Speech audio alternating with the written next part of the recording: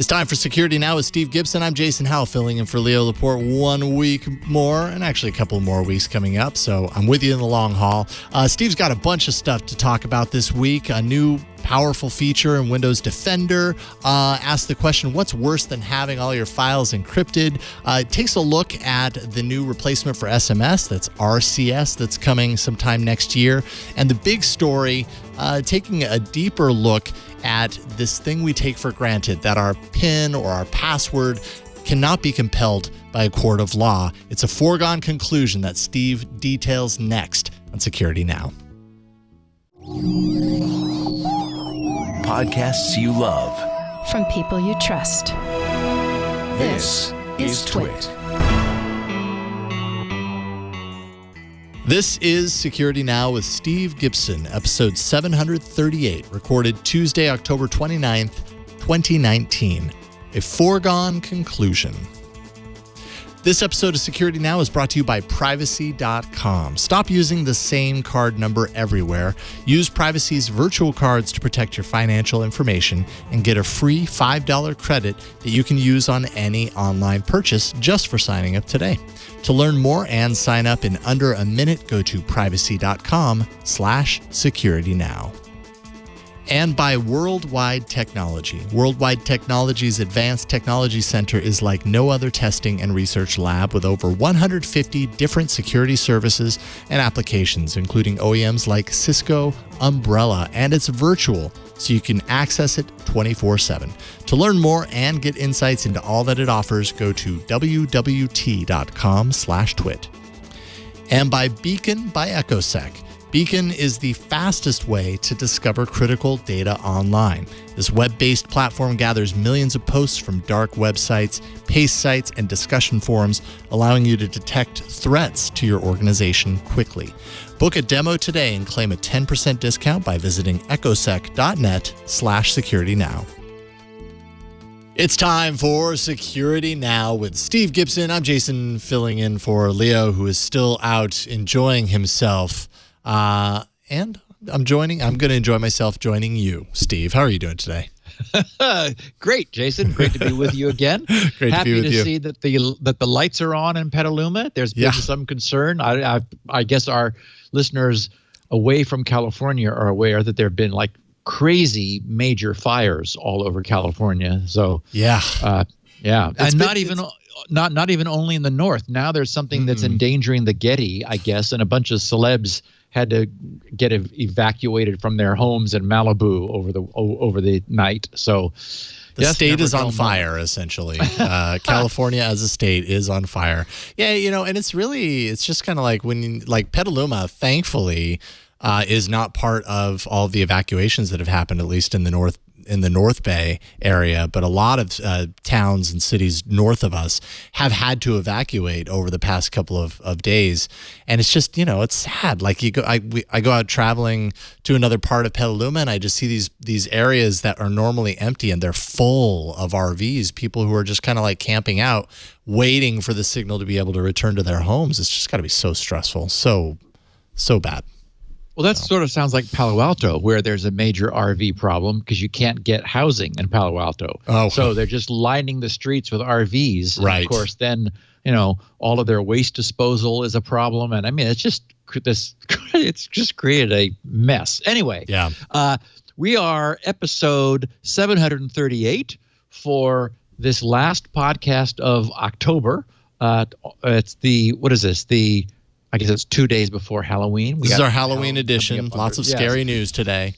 So, this one is called a foregone conclusion, which is an interesting phrase that was used by the prosecutor in an Oregon case that wanted to compel a 20, either she was 27 or 29, I can't remember, but a young adult woman who got into a car accident while under the influence of methamphetamine, and it involved 6 other people in this accident, so it wasn't nothing, to compel her to unlock her iPhone. And what's interesting is the logical reasoning behind the the decision that the appellate court in Oregon upheld, which changes the game.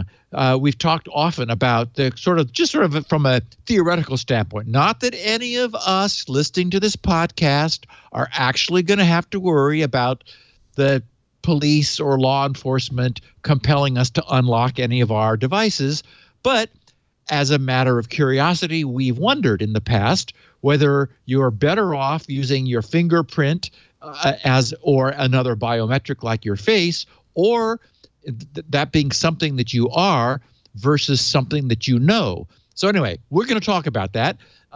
Thus, the podcast is called A Foregone Conclusion, which, again, is part of the legal reasoning behind this interesting decision.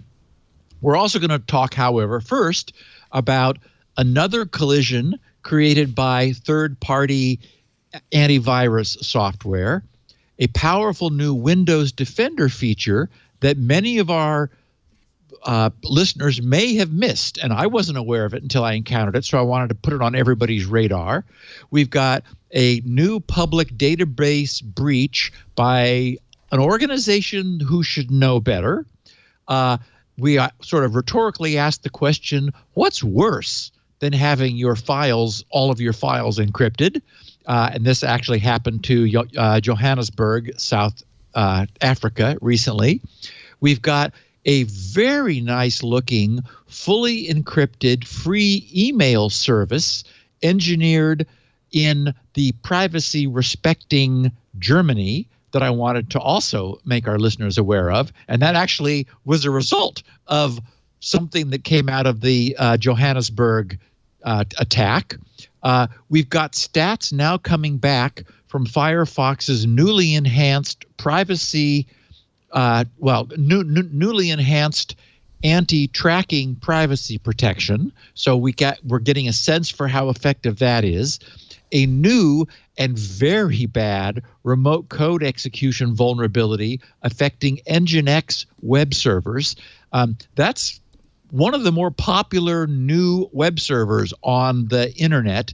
It's got 30+% adoption, and new sites are often using it. Anyway, it's got a big problem with the way it's invoking PHP.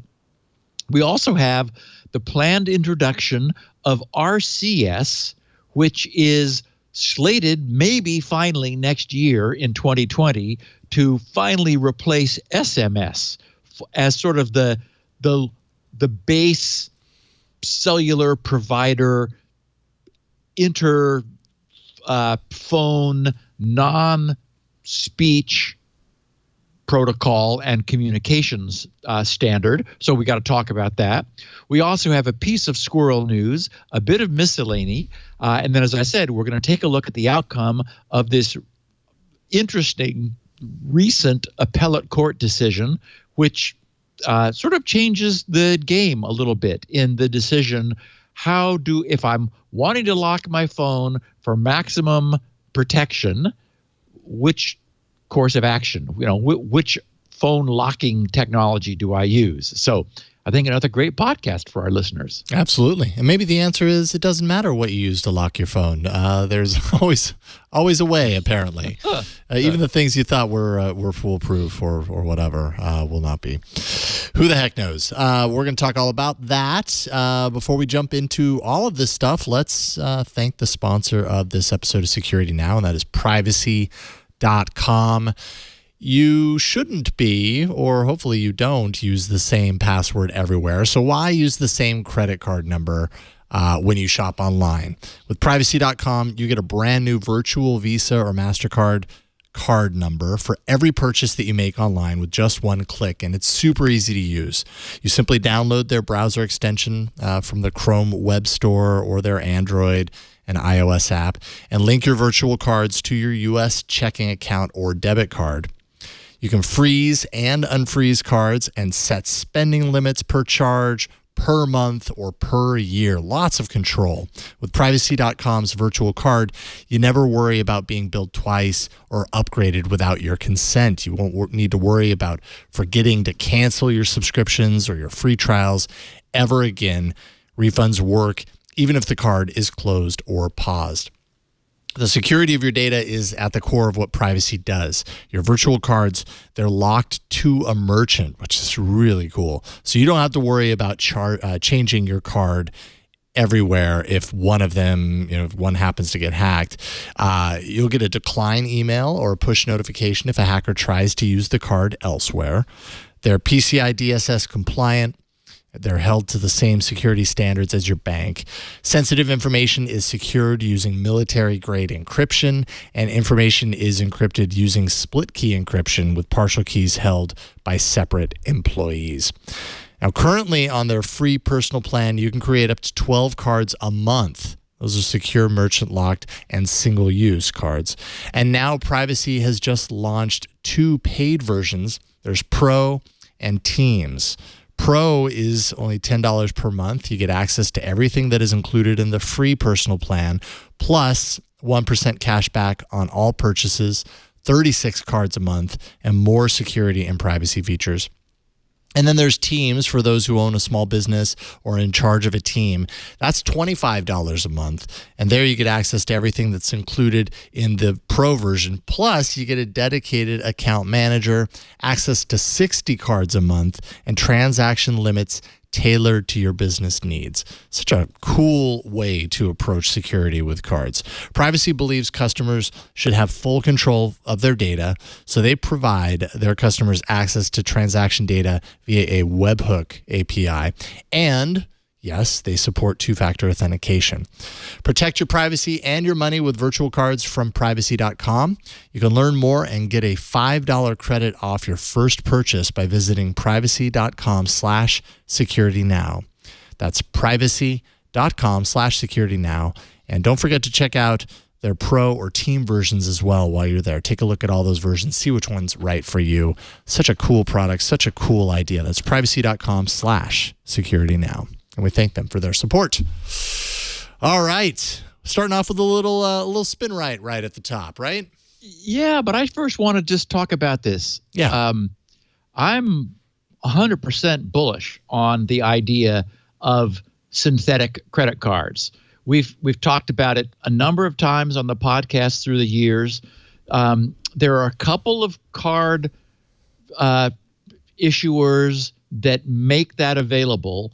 None of mine do, unfortunately, or I would be an avid user of that service. I think maybe once upon a time, maybe it was in the early days of PayPal. So they're like, I remember once having access to it, and I've had so many of my credit cards through the years compromised where, you get the security alert and somebody in another state just bought luggage, and it's like, whoa, wait a minute, slow down. And so as a consequence, I'm, one of the reasons I route so many of my purchases through Amazon, aside from the convenience, is that it's, I'm not having to give random websites spread all over the internet my credit card information. And where I can, I will use PayPal. If a site offers that, I will always use it because it's just been such a hassle to. In fact, right now I'm using a card that is new relative to the one I had for years because I got fraudulent purchases, or attempted charges on the card that I had for years. And I've told the story on the podcast a number of times that normally.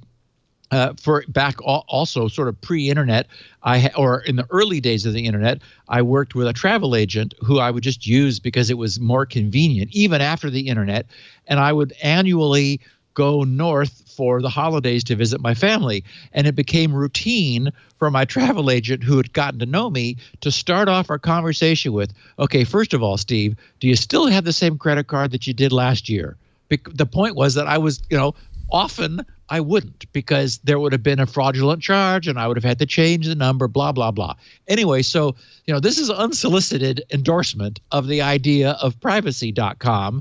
I'm not saying this. Our listeners know, because I've always been bullish on the idea of creating a synthetic credit card for a specific purpose. And I am a little anti sign up and get a subscription and like one more thing that I have to subscribe to. So I like the idea that they have a free tier, which is probably where I would be, because it sounds like it would meet my, it's not like I'm having to do this all the time, but there are occasions where I don't have a choice. There's something I want. They don't offer PayPal. I can only get it from some random site, and they're not using a major credit card clearinghouse. They're just like, oh, like, trust us. And it's like, I don't know. So sounds like these guys are a perfect go-between where you can say, this is the vendor. I'm going to give them this much money. Let this one go through and then kill this number so it can't ever be used again. So anyway, yay, I'm delighted to have an outfit like this as a sponsor for the Twit network. I just think it sounds great.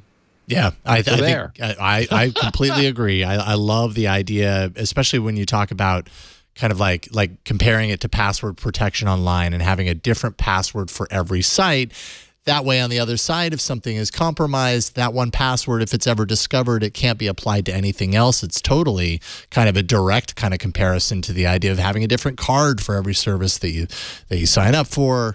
I mean, they're very similar. Actually, and I would argue that I think you said single use, and so that's more like having a one-time password. Yeah, that's true. That's even stronger than a password per site. Yeah, you're saying, I want you to authorize. You ask privacy.com for a single use card number. That's, I think, where they're getting this 12 per month deal. And so you then give that to flaky, XYZ site. They're .com exactly, and they're able to, process the transaction. And now I don't know if there's like a per card use fee. I mean, they're doing something in order to, maybe they're just presuming you're going to want to go over the free limit of 12 per month. Anyway, I'm going to find out, because I'm definitely signing up for this. This sounds like the kind of thing I would like to have available for those instances where, it's a perfect match of my desire not to give out my cherished credit card at the risk of losing it again out to the wild. So absolutely. So anyway, yes, as you were kind enough to say, we have a picture of the week. Yes. And this came to me. This was tweeted by a listener who said, well, I'm finally going to honor my long-standing promise to you to purchase a copy of SpinRite. And okay, I don't know exactly what he's referring to, but thank you. And what's cool is he immediately got his money's worth. I mean, this is the classic perfect case for the thing that SpinRite does that nothing else does, which is, here is a drive which, I mean, it's good that he didn't wait any longer. It is covered with those, and this is something that SpinRite users will recognize, the green R's, which says there was a spot where the initial attempt to simply, lazily, casually read the data failed. It came back no. And so SpinRite said, okay, and decided to, as it does, to give that spot on the hard drive its full laser focus attention, and it arranged to change the drive's mind, essentially, to perform a full, perfect recovery of the data that was in that sector that previously refused to be read. It got it all back. And then it went on to the next one. And as we can see, what is that? 1, 2, 3, 4, 5, 6, 7, 8, 9, 10, 11, 12, 13, 14, 15, 16, 17, 18, 19, 20, 21, 22, 23, 24, 25, 26, 20. Okay, so at least 27 sectors. However, as is often the case, and you can sort of see how they're clumped up, you often have regions which will be bad. So there may well have been multiple actual sector recoveries which all collapse to within a single one of those characters. On one of the other SpinRite screens, you're able to get a complete detailed count, and of course the SpinRite log logs each and every sector that it recovers and where it was on the drive. So so this sort of is a summary screen that gives you the 10,000 foot view of how the whole drive looks. But anyway, this was just such a perfect example, and I thank first of all our listener for following through with the commitment that he felt that he had with me.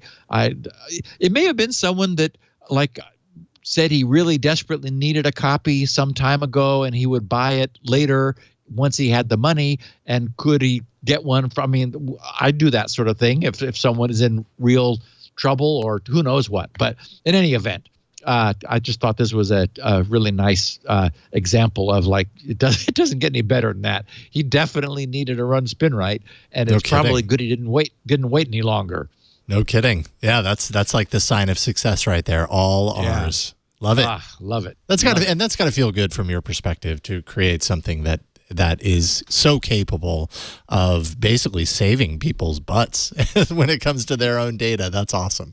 Time and time again. It does really feel good. And and we've shared the stories of someone's wife was a listener. I mean, a guy was a listener. His wife retired and finally decided to pick up her long on the back burner dissertation for her PhD. She got it all done and on a laptop, which then crashed. And it was like years of work that, of course, had not been backed up, blah, blah, blah, blah. And so, he whips out a copy of SpinRite and saves the day for his wife. So, those are just really fun stories to share. That's great. Not so fun is the growing problem that we are seeing with third-party antivirus, at least on Windows. And we've talked about the cause of this. The cause is that today's AV, in order to continue to demonstrate its value to its customers, really has to hook its claws deeply into Windows. Microsoft now is arguably competing. We're seeing instances where third-party AV is causing Microsoft trouble. It's always been sort of controversial because in order to get the access that antivirus software needs, it needs essentially to kind of be a rootkit. It needs to go in and make modifications to the underlying kernel level code in order to essentially insert taps into Windows for the things it wants to do. Well, the problem is, I said it was rootkit-like. Well, Windows is trying to prevent rootkits. So there really is a fundamental schism here, which we're now increasingly reporting. And it happened again last Tuesday, a week ago, in an interesting way. Google's Chrome, began updating itself to its most recent release, 78. And, there were a bunch of features there. In addition to its 37 welcome security fixes, its experimental support for the increasingly controversial DOH, DNS over HTTPS, which may be our topic for next week, because it's worth continuing to keep our eye on this because it offers benefits, but it is upsetting people. Also, they've added page tab, mouse hover drop downs, and a bunch of other goodies that may require some manual enabling on the part of users. In addition to all that, an increasingly growing subset of users immediately began receiving Chrome's equivalent of the Windows blue screen of death. In the case of Chrome, what you get is the snap.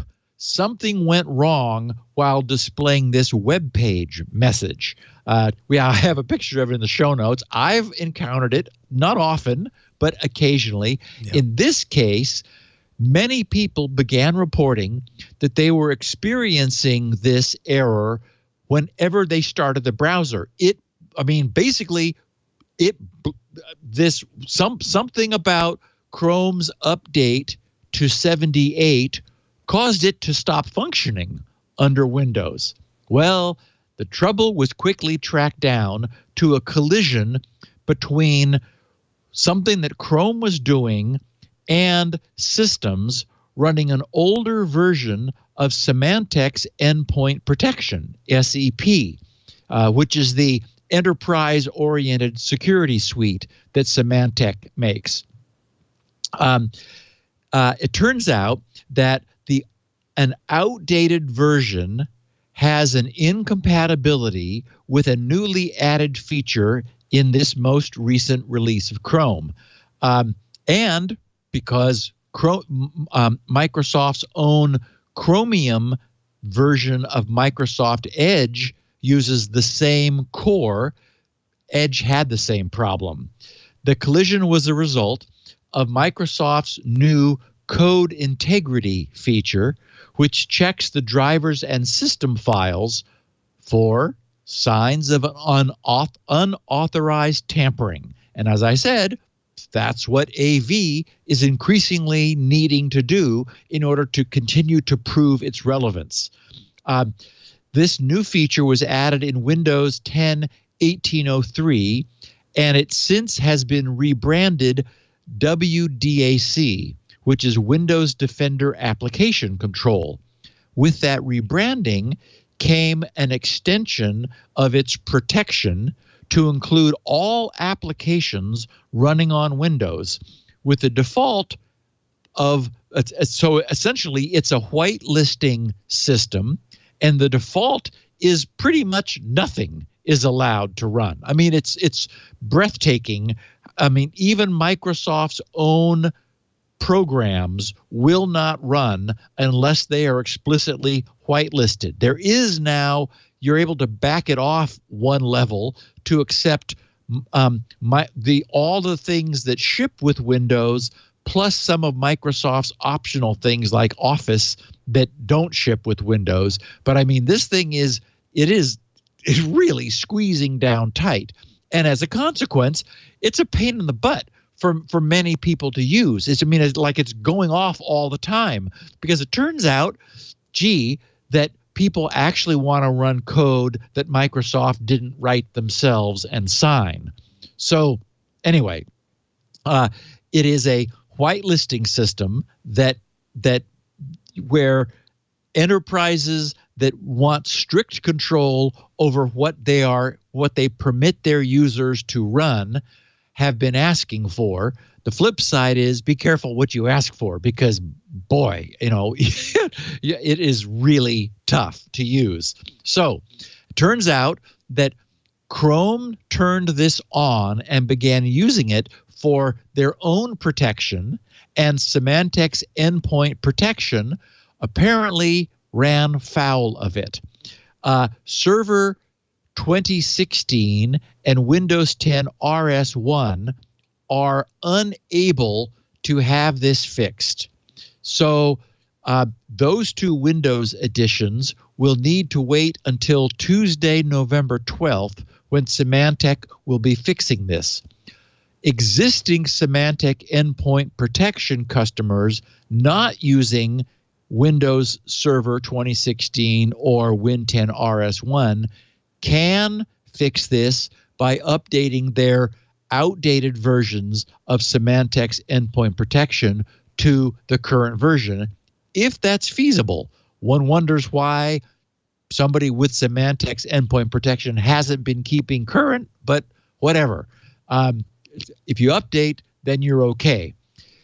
The other workaround for people who for whom it may be unfeasible to update Symantec's endpoint protection is to disable that feature in Chrome, which you can do. If you edit the shortcut that you use to launch Chrome, you can add, and I have it in the show notes, the details. I'm sure you could probably Google at this point. Actually, I tried it and it didn't come up very easily. The switch is -disable-features equals renderer code integrity. Again, it's in the show notes. But the problem is that would be, and that's been what's recommended on the net. The problem is that edits the link or the shortcut that you use to launch Chrome. If you ever click a link to launch Chrome, then it's not going to be using that shortcut. So what I would recommend, but although, do so at your own risk because it's a registry edit, I also have in the show notes a D word which can be added to the registry under HKey local machine, software, policies, Google, Chrome, and then you add a D word, you add a registry entry of D word, 32-bit D word type named renderer code integrity enabled. You thus set that to 0 in order to globally cause Chrome to disable that feature. Then it will be compatible with the outdated version of Symantec's endpoint protection, and you'll be able to continue to use Chrome. Once again, none of this is a problem if you just use Windows Defender, which is now rated pretty highly and works well in Windows. I get it that, if an enterprise has a Symantec endpoint protection license that's expensive and that's bought and paid for and they want to use it, okay. When Leo and I talk to people now, we just say, just use Windows Defender. It's pretty good. And recent comparisons of it versus other AVs. As I recall, the last time we talked about this and looked at it, it was a few months back. It tended to have a slightly higher false positive rate. On the other hand, I've never had it give me a false positive. And in fact, when I've let it look at a drive from the past where I was deliberately having some viral samples off on a carefully labeled and sequestered directory, it's gone berserk. So I know that it sees things that are problems. I've never had it give me a problem when it shouldn't. So I like it, and it's what I use. And so I will mention Windows Defender feature that I just discovered as a consequence of digging around. It turns out Windows Defender has an offline scan feature, which was one of these things where it annoys me with Windows 10 that Microsoft is not leaving it alone, because it's inherent in something this big that you're going to break things when you constantly mess with it. And so, Windows 10 is now never having a chance to stabilize. It's never having a chance to settle, because Microsoft's new idea is, Windows as a service. And so we're going to keep making it better. It's like, no, stop making it better. Leave it alone. Let it, please let it have a chance to calm down. But no, that's not the model we're in today. We're going to keep giving you new things, whether you want them or not. And in the meantime, breaking everything that used to work. And so we can patch them. And that'll, keep you updating. Anyway, the point is, Windows Defender has always had its traditional quick scan, the full scan, and then the custom scan. It recently received the offline scan as a fourth scanning mode. The reason this is significant is, and we've talked about the insidious nature of rootkits, is that it is possible that once Windows is running and a sufficiently clever rootkit has sunk its hooks deeply into Windows, that even Defender, trying as it might, would not see something malicious on the machine. The whole point of a rootkit is that you are using the operating system to look at the contents of your hard drives, which is to say you are viewing your hard drives through the OS, through the API that the OS has given you. So what a rootkit does is hook those APIs in the OS kernel itself, so that when you say, give me a list of all the files on the directory, the malicious ones are edited out of the list that is returned. So then you go, great, I'm going to scan those. Well, great, but you didn't scan the malicious ones because you couldn't see them. You don't even know they're there. So the point is, Windows Defender now has an easily accessible offline scan. You're able to access it through the regular UI, the Windows Defender UI. There is now, I think it was it's scan options, which appears when you go through the control panel to virus and threat detection. There's Windows Defender, and there's a scan button. Below that, it says scan options. A new one has just appeared, offline scan. And when you do that, I did it last night so that I could see for myself how it works. You're warned that the system is going to restart and shut down, and you need to save your work. And so, yeah. And you do that. And then the system reboots into the Windows recovery environment, which lives on its own little partition. It's sort of a minified Windows, which is used for performing maintenance tasks. And I have in the show notes a picture of the dialog that came up while it was running the offline scan. It's minimal, and it's a little text window, says your PC is being scanned. This might take a while. When it's done, your PC will restart. And so then it shows when I started it, and in the show notes, it's at 5:35 p.m., and it had scanned 3,420 items and was just about 1/4 of the way through. It didn't find anything, happily, on the VM version of Windows 10 that I had running. I didn't expect it to. But anyway, I thought it was interesting. And here I am, complaining on one hand that Microsoft is changing things all the time, and at the same time saying, oh, look, we got a really great new feature. So, okay, I guess this is a great new feature. Certainly it can be. And so I wanted to just bring it to our listeners' attention that it's not the kind of thing you want to do all the time, but I would argue that an occasional full offline scan with Windows Defender after, you want to make sure that it's got the updated signatures. So update the signatures first.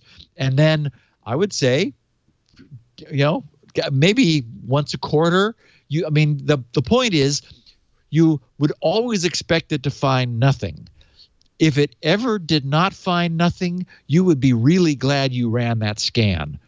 And the point is that the other thing that Microsoft talks about is they're less interested in talking about the fact that they may not be able to see something. I think that's the big advantage. But they also talk about how you may not be able to remove a rootkit while it's in place. That is, there's no way to get rid of it because the nature of the rootkit defends itself. So if you are not booting Windows, if you are scanning a non-running Windows partition, then you find the rootkit before it's ever hooked into the OS because the OS isn't booted. And it makes it much easier, first, to find it, but second, to kill it and remove it from the system so that it never has a chance to sink its hooks in the first place. So Anyway, I do think it's a useful additional feature. Is there any way to schedule that? I mean, I realize it doesn't have to happen very often, but I know at least for myself, if I'm not scheduling something like that, even especially like once in a quarter or whatever. That's a really good question, Jason. I know that there, and I don't know if I can bring up. Let me see while we're talking about it, because I probably have that on this version of Windows that I'm Windows 10 that I'm talking to you on. Londag in chat says it's not available as a schedule right now. Yeah, I guess I'd be surprised if it were. Yeah.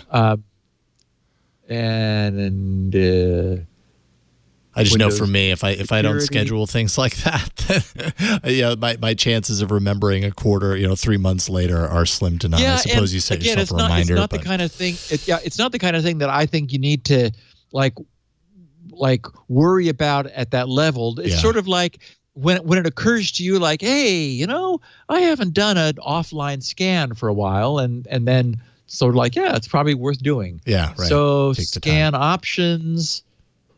I think that the traditional Defender UI did have a scheduling feature, but I'm probably thinking of it under Windows. Check for updates, ransomware protection, allow threats, scan options. Yeah, there's quick scan, full scan, custom scan, and Windows Defender offline scan. So yeah. All right. I'm not seeing what it's, but again, it's not like it needs to be done on a absolute. Oh my God! Don't forget to do this. It's just sort of like, hey, when it occurs to you, and you're gonna go have dinner or something, then start an offline scan while you're off doing something else, and just give it a clean look at your system. Seems like it's worth doing. Like it. So I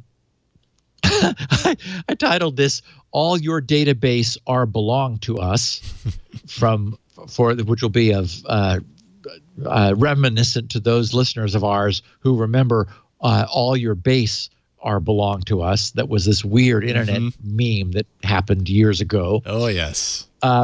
So even before I was skimming, even before I was skipping over the news, as I do now, of the ransomware attack du jour, because I sort of we got a little crazy this summer with all of the preschool startup ransomware attacks that were nuts pretty much through the southeast of the country.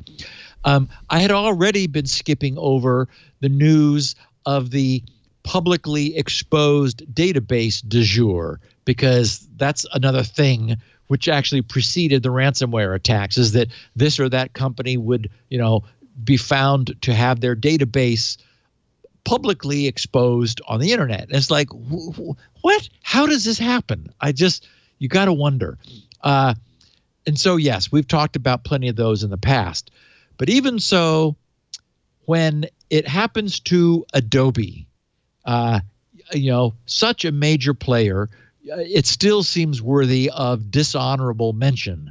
A data hunter who we've spoken of in the past by the name of Bob Diachenko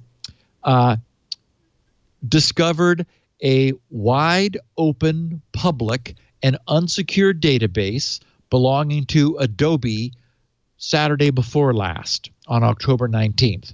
The database contained the email addresses and other Adobe-specific information of nearly 7.5 million customers of Adobe's Creative Cloud. That database included the account creation date, the products that they're using, the status of their subscription, whether or not this is an Adobe employee, the member's ID, the country they're located in, how long it's been since their last login, and the payment status of their Creative Cloud account. So it turns out that's information affects approximately half of the believed size of Adobe's Creative Cloud customer database. However, what was not exposed this time was any obviously compromising information, such as their passwords or their credit card numbers, payment information.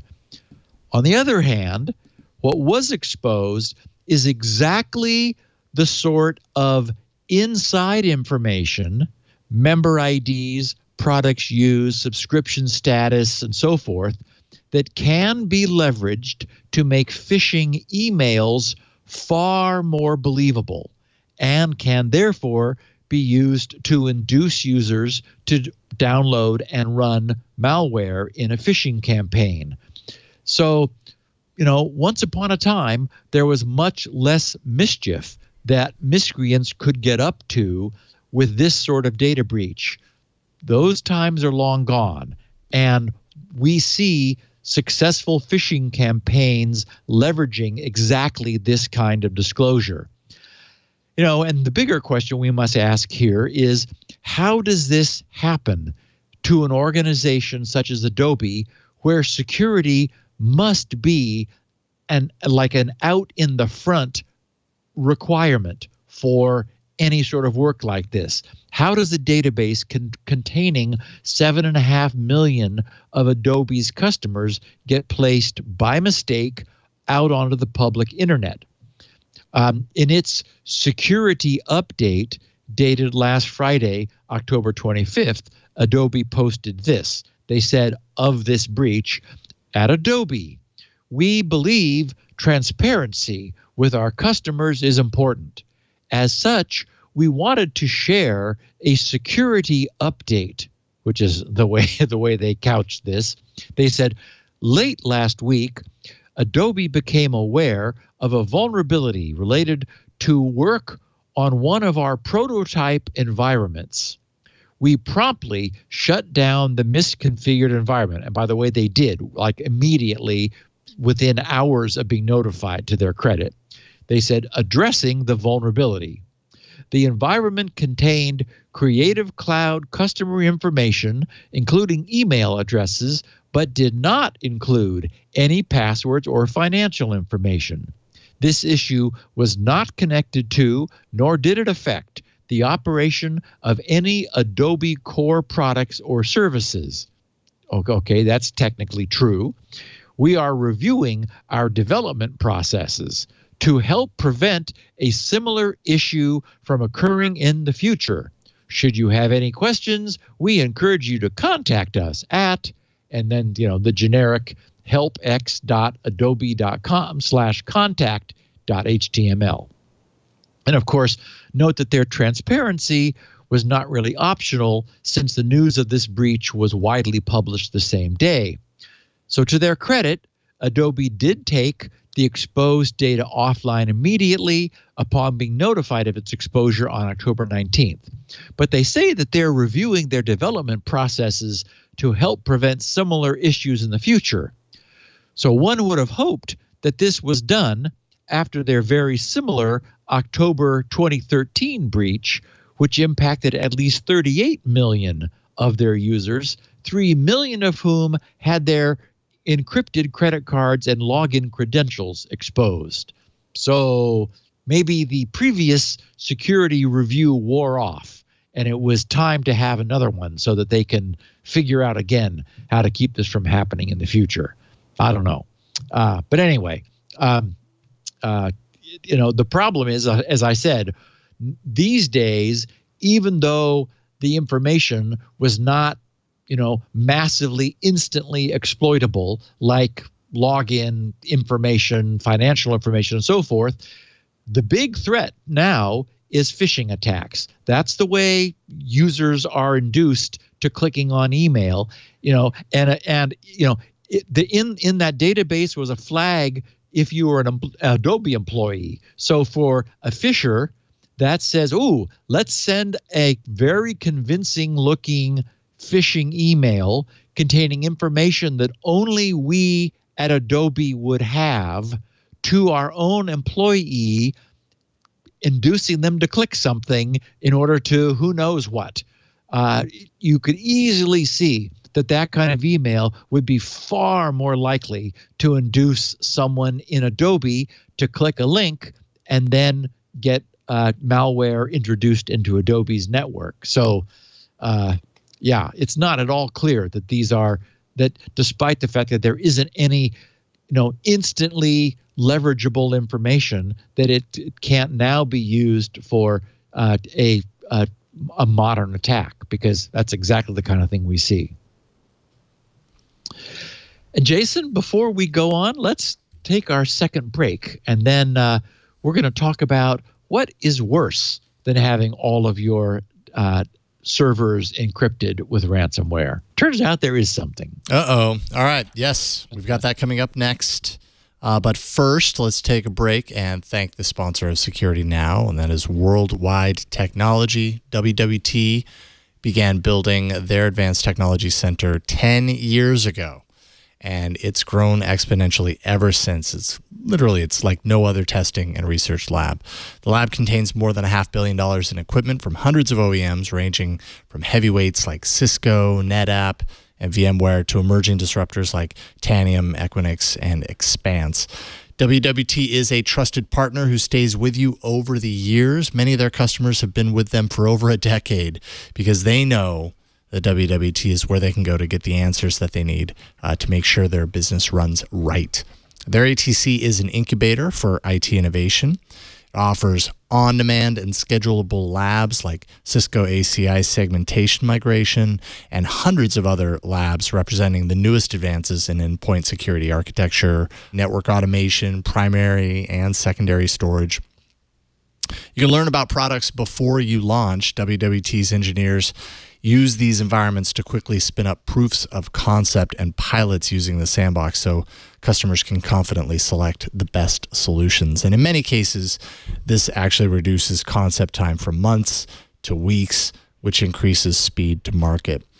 They offer Lab as a Service, which is a dedicated lab space within the ATC. This is where customers can perform programmatic testing using the vast technology ecosystem that WWT has already built.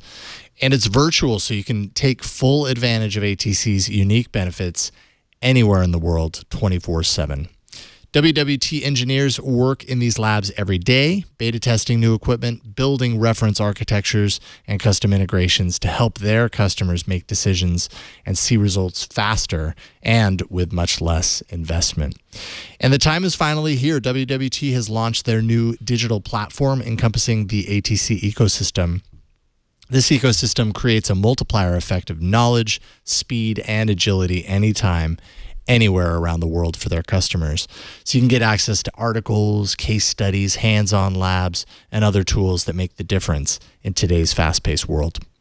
You can learn more about WWT, the ATC, and sign up for access to their new on-demand lab platform by going to wwt.com/twit. And while you're there, you can create an account today. WWT simplifies the complex. That's wwt.com/twit.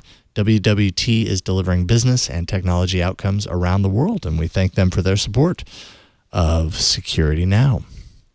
All right, so there is something worse then. We've got more to look forward to here. More bad. Yes. When would you wish it was just ransomware? I mean, this is the Halloween episode, so this makes sense. Yes. When the attackers who got into your network stole all of your data rather than encrypting it and are threatening to expose it to the world unless you pay 4 bitcoins. Now, okay, 4 bitcoins. How much is that? Seems kind of reasonable in today's extortion game. That's only $37,000 US dollars. Exactly. Okay. Yeah, for a city. Yeah. So that's what just happened to the city of Johannesburg, South Africa, this past weekend. They spent the weekend struggling to recover from its second cyber attack this year, as key affected and infected services and systems were taken offline. And of course, that meant that services were not available to the citizens and people trying to use their city services. The city first alerted users of the attack via Twitter on Thursday, October 24th. And since then, the note left by attackers who call themselves the Shadow Kill Hackers has been seen, and it reads as follows. The note reads, "Your city has been hacked. Hello, Joburg City! Exclamation point. Here are shadow kill hackers speaking. All of your servers and data have been hacked. We have dozens of backdoors inside your city. We have control of everything in your city. We can shut off everything with a button. We also compromised all passwords and sensitive data, such as finance and personal population information. Your city must pay us 4.0 bitcoins." And they say, I love this part. I know. Yeah, I know. I do too. That's a very small amount of money. Close Parentheses, yes, in yeah. case you weren't sure. To the following address. And then we have a Bitcoin address. Until October 28th, 1700 p.m. your time. So, of course, that was yesterday. If you don't pay on time, we will upload the whole data available to anyone in the internet. If you pay on time, we will destroy all the data we have and will send your IT a full report about how we hacked your systems and your security. Contact us for more information at shadowkill@tutanota.com. Have a nice weekend. Shadow Kill Hackers Group. They really do care, don't they? They want the best for Johannesburg. This is tough love here. This is what it is. So I'll note that while the English used by this group suggests they're not native English speakers, they do have very good taste in secure encrypted email services. Tutanova, a GDPR-compliant, German-engineered, client-side encrypted email service with a useful free starter tier, does look very nice. They are extremely privacy-centric and ask for donation support. So let's talk about them, because we're going to wish Johannesburg good luck and hope that, I don't know what they chose to do. When I was putting this together yesterday, it was noted in the security press that was following this that there had been no recent Bitcoin payment activity to that Bitcoin address, which, of course, as we know, the Bitcoin monitoring technology is now rather mature, so it's possible to monitor activity for a given on a given address and determine whether anything has happened. So it doesn't look like, as of the reporting that I saw yesterday, payment had been made. Yeah, I actually just found an article on CNN that says they are refusing to pay. The date has elapsed. They say the city will not concede to their demands for Bitcoins. We're confident that we will be able to restore systems to full functionality. Well, and they must also be confident that maybe the hackers were bluffing. Right. Maybe everything is encrypted enough that they're not worried about what could be posted publicly. It'll be interesting to see whether anything does get posted, and if so, if it's in fact damaging or not. So, right. But let's talk about Tutanova, because I've been aware of them in the past. I don't think I ever took a close look at them, but the fact that the Shadow Kill hackers were using Tutanova as their email service sort of put it back on their radar. And I have to say, I am very impressed. So, to the point where I could recommend these people without reservation based on everything I've seen to our listeners. It's T-U-T-A-N-O. Now, I had Nova somewhere. It's Nota, T-U-T-A-N-O-T-A, tutanota.com. So they say on their page, join us in our fight for privacy. In the future, Tutanota will be the privacy-respecting alternative for Google, with a calendar, notes, cloud storage, everything encrypted by default. This is our dream of the future internet, and we are truly amazed by the feedback and the support we've received so far, received from you so far. They said, we invite all of you to get in touch and to support our goal in bringing privacy and security to the world. And I'm just going to quickly touch on some of the bullet points to share what it was that they said that so impressed me. So they say secure email for everybody. Tutanota is the world's most secure email service. Okay, now I would argue that, as we know, there are several of these, but these guys do look like they've got their hearts in the right place.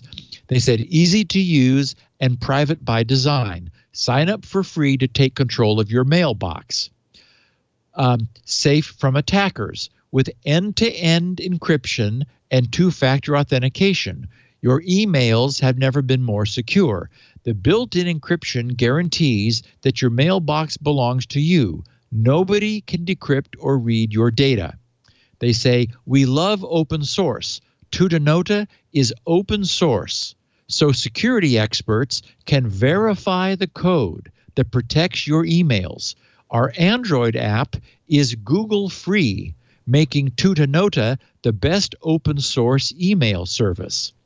They said, on your favorite device. With apps for iOS and Android, your secure emails are available anytime.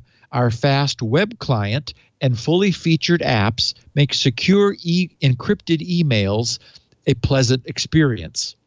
Free secure email without ads.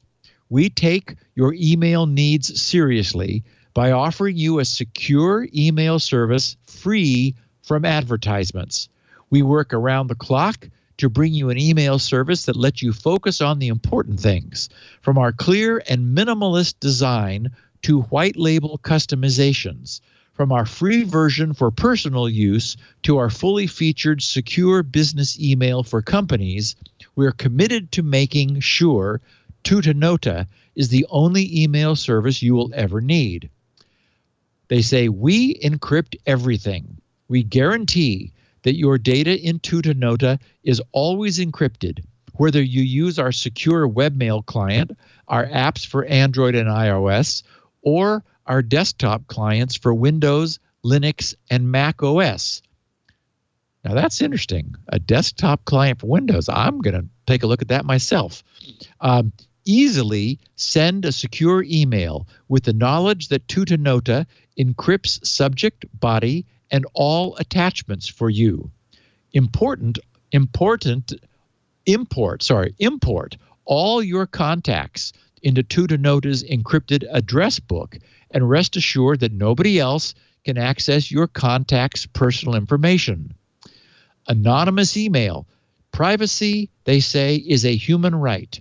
Everybody has the right to privacy and security. That's why the basic secure email account in Tutanota will always be free with all security features included. No personal information, such as phone numbers, is required to access your anonymous email account. We do not log IP addresses and strip IP addresses from emails sent and received. Your right to privacy is at the heart of Tutanota. And then they conclude, proudly engineered in Germany. Our entire team is based in Hanover, Germany. All your encrypted emails are stored on our own servers in highly secured data centers in Germany. With its strict data protection laws and GDPR, Germany has some of the best laws in the world to protect your secure emails.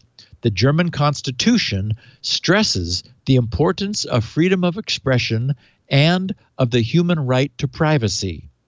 So, anyway, I am impressed. It's hard to argue with those principles, which I know many of our listeners here share. So I wanted to put, as I said, Tutanota.com on everyone's radar. And I guess we could thank Shadow Kill Hackers for bringing Tutanota back to our attention. Either some listeners or I mean, it's not the first time I've heard of them, and they have been around for several years. But they really are saying all the right things. And I'm absolutely going to check out the Windows desktop app to see what it looks like and how it works. I was just talking last week about, or maybe it was to Leo, so it must have been the week before, about the fact that I'm a Thunderbird user. Oh yeah, because it was in the context of Thunderbird. A future version coming, I think it was next summer, will be integrating PGP into Thunderbird natively to dramatically simplify its use for people who want to use PGP style encryption. And of course, you do need to use an account at Tutanota if you want to use their encrypted email. But yeah, from time to time, it's clear that there must be some means for sending an encrypted email to someone who is then able to view it through their web browser without themselves needing to have a Tutanota app or account. So anyway, it looks like these guys have done everything right, and I just wanted to let our listeners know. Tuta noted. Duly Tuta noted. So Firefox's privacy protection for just little old boring, I never surf anywhere exciting me, Firefox has blocked 3,080 web trackers since just September 4th of 2019, which is interesting because again, I'm not wandering around the net very much. But Mozilla just released the broader figures to demonstrate Firefox's anti-tracking effectiveness. Their stats show that Firefox blocked 450 billion cross-site tracking requests since just the 2nd of July, shortly after enhanced tracking protection was first introduced for Firefox. And since that time, the rate of tracking protection blocking has risen to 10 billion blockings per day. So what do you think, Jason? Time perhaps to give Firefox another look? Leo has switched back to Firefox, right? So I installed it actually on my desktop the other day. Yeah, we talked about it last week. Installed it again. It wasn't very long ago that I still was actually using Firefox, but I wasn't using it isolated to itself. I was using Chrome on one screen and Firefox on the other, and I would log into one of my Google accounts on one browser and the other one on the other, just because switching between the two accounts used to really suck. And so having them siloed on their own was the way that I chose to do it. And so I was still kind of in the Firefox realm, but they've improved it, and so I've been using Chrome. So now I have it installed at least, and so I'm gonna challenge myself to kind of focus on it a little bit. I think one side of that is that this is a Chrome OS laptop that I use. Yes. So it's kind of it does behoove you to stay with Chrome. I completely understand that. There's a little bit of lock in there, I think. So I'll also note that Firefox is continuing to move forward with their what they call Lockwise, which is their built-in password manager.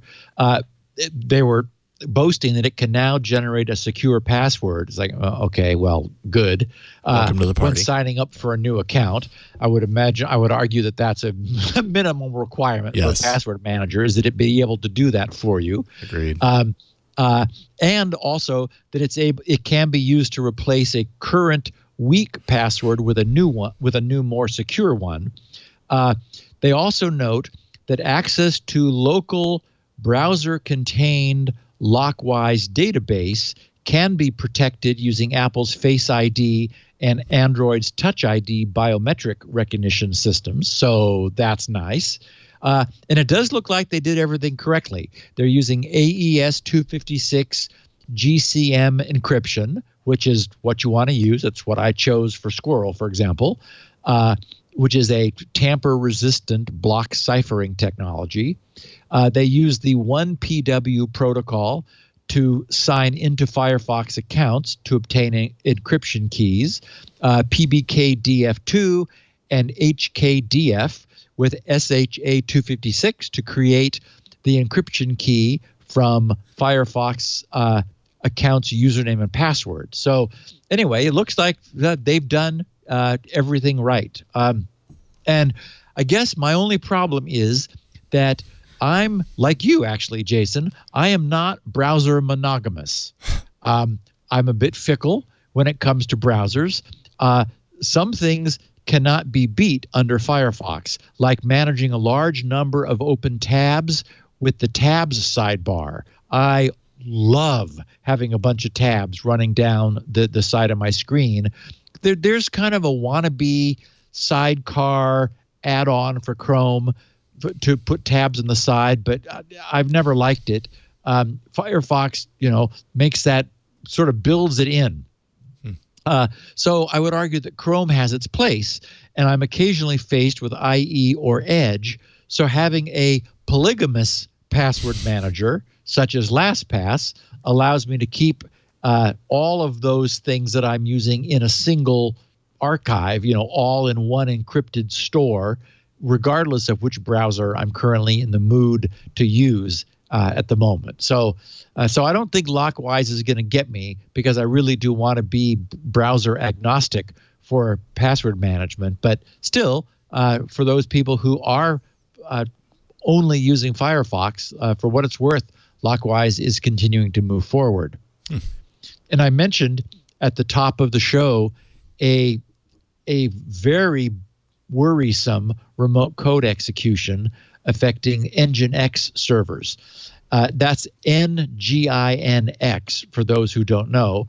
It appeared on the scene relatively recently, so it has the advantage of not dragging along Apache's long history, which means a growing, some would argue, bloated code base, which is having to keep sort of slows down and makes it a little more accident prone. On the other hand, NGINX has had an accident, so that could happen to even new servers.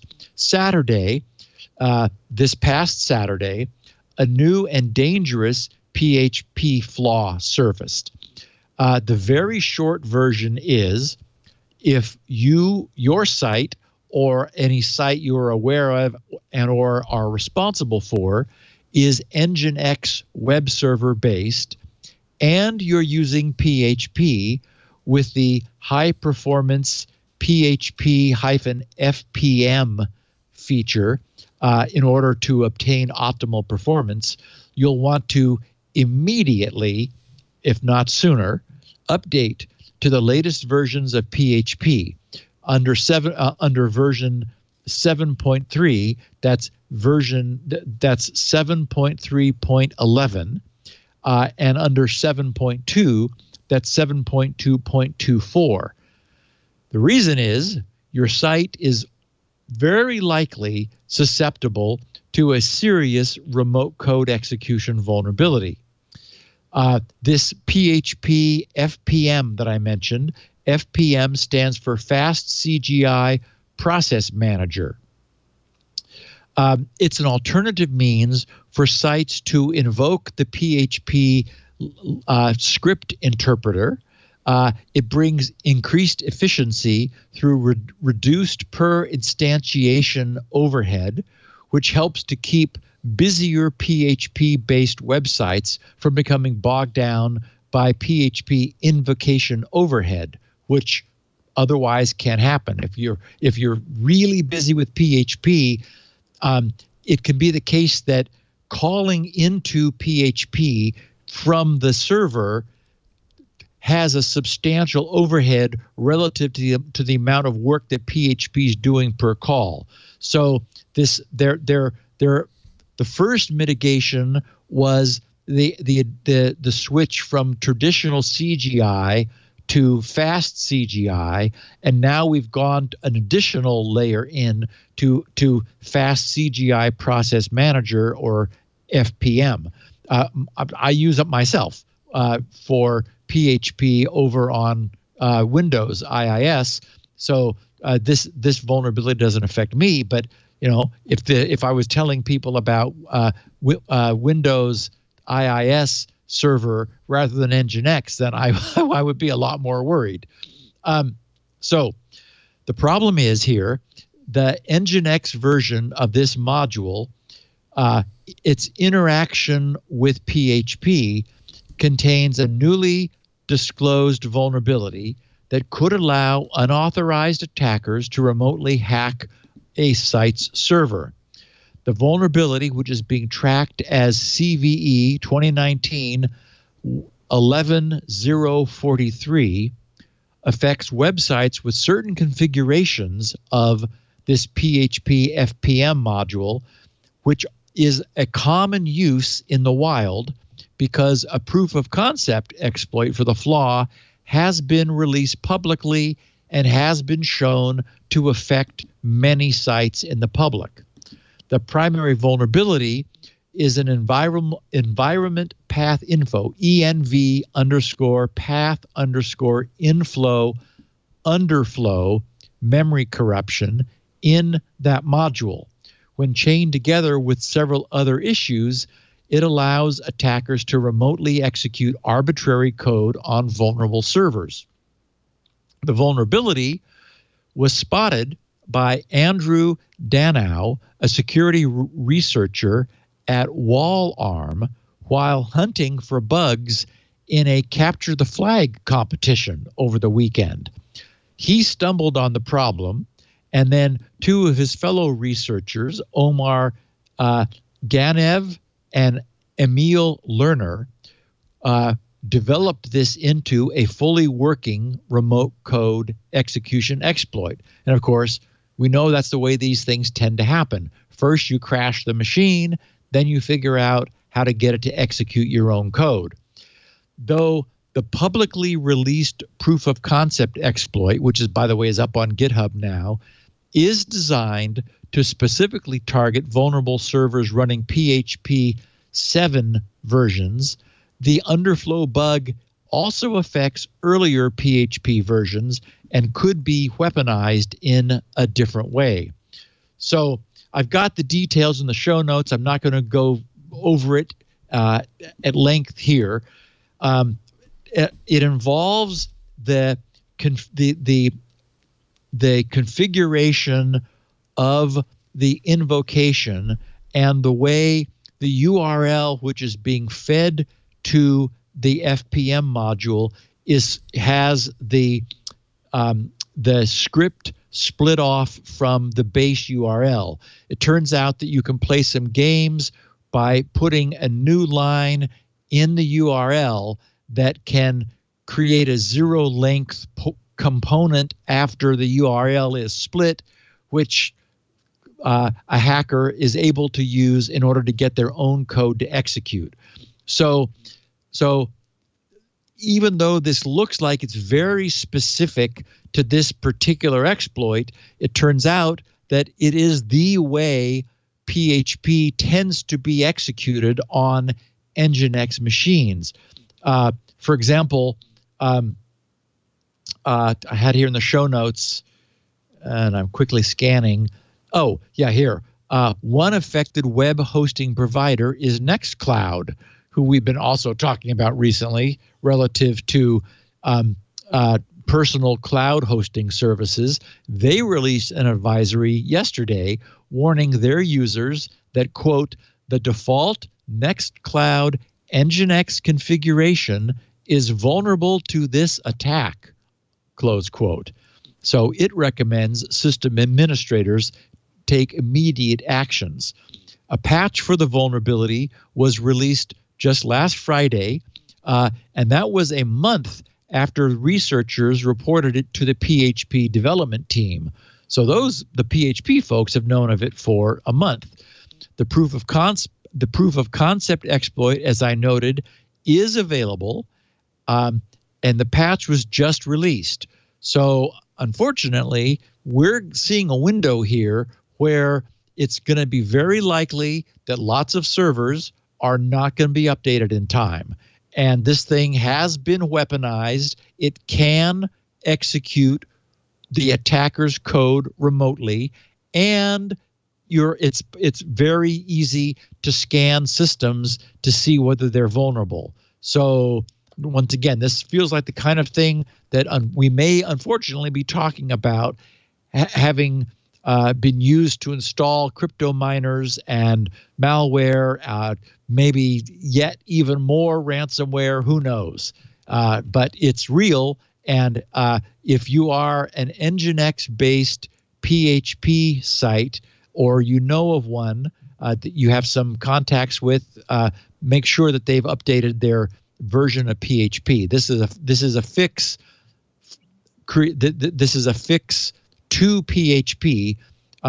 It's not absolutely certain that every configuration would be vulnerable, but the most common ones are. And it's believed now that I saw figures like many tens of thousands of websites on the net are currently vulnerable to this. So again, needs to get fixed fast.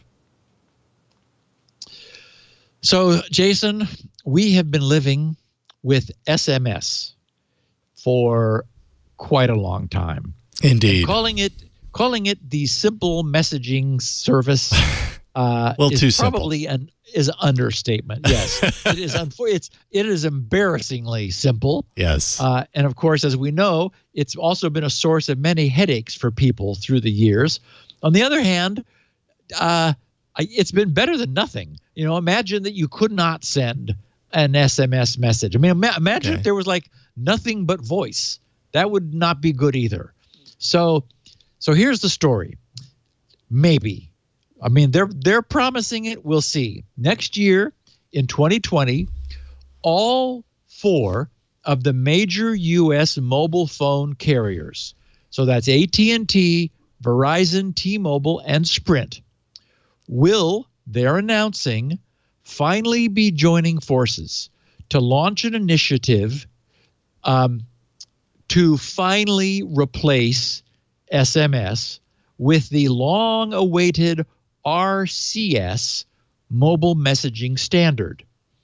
We potentially and hopefully care about this because the nationwide switch over to RCS would serve to finally, at long last, raise the incredibly lowest common denominator for cellular content exchange, well above where it currently sits with SMS. As I said, it couldn't be any worse. The bar couldn't be any lower than sending a limited size ASCII message that's not encrypted, not authenticated, can be hacked because the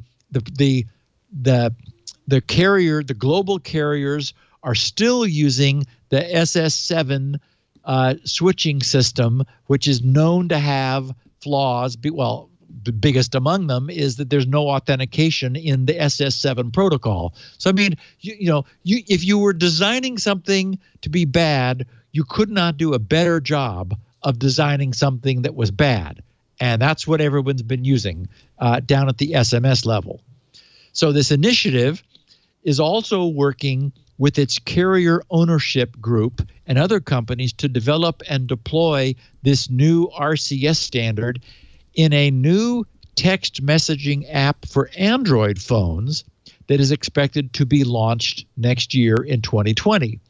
However, because it got tired of waiting, earlier this year, Google independently released RCS messaging for Android smartphones in 2 countries, the UK and France.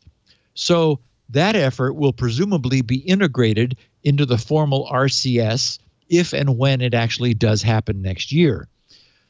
So the goal of this joint venture, which is called CCMI, Cross-Carrier Messaging Initiative, because wouldn't it be nice to have it be cross-carrier, is finally to get the 4 major cellular carriers off their butts to deliver GSMA's Rich Communication Service, thus RCS, which is an industry standard that is to say, an unadopted, unused, not yet deployed standard to consumers and businesses, both in the U.S. and globally.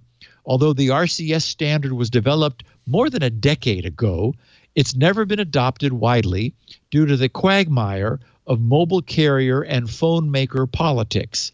And, we have an example in front of us, which is Apple, which has no particular interest in RCS because it's already offering more than that through iMessages. On the other hand, they're going to have to, in the same way that they do allow SMS to interact with iMessage, thus the green balloon in iMessage, they'll have to, allow RCS to interact with their system as well. Certainly hope so. I'm sure they will. And of course, iMessage is, as we know, end-to-end encrypted, which RCS is not and cannot be. A few carriers and services have struck out on their own so far to offer non-universal versions of this new messaging standard, but those are, because they're non-universal, they're limited to the exchange of RCS-based messages to the subscribers of their own network. So that hasn't been very useful. I mean, okay, you have to be conscious of whether, I guess it would be useful for, like, if you knew your friends were on the same carrier and between, like, among family members, if you were in the family plan on the same carrier, but, great. It's got to be universal. So what is it?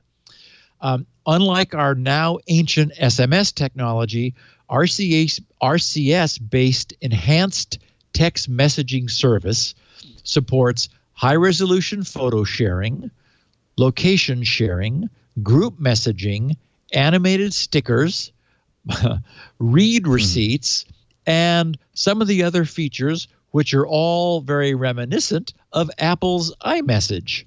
So in that sense, it does significantly raise the base level, lowest common denominator messaging functionality that comes installed on phones by default.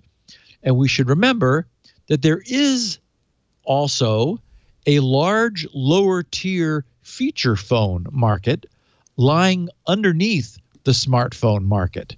Those will likely be the greatest feature recipients of this change, since smartphones have, obviously had all of these features for quite some while using their own protocols.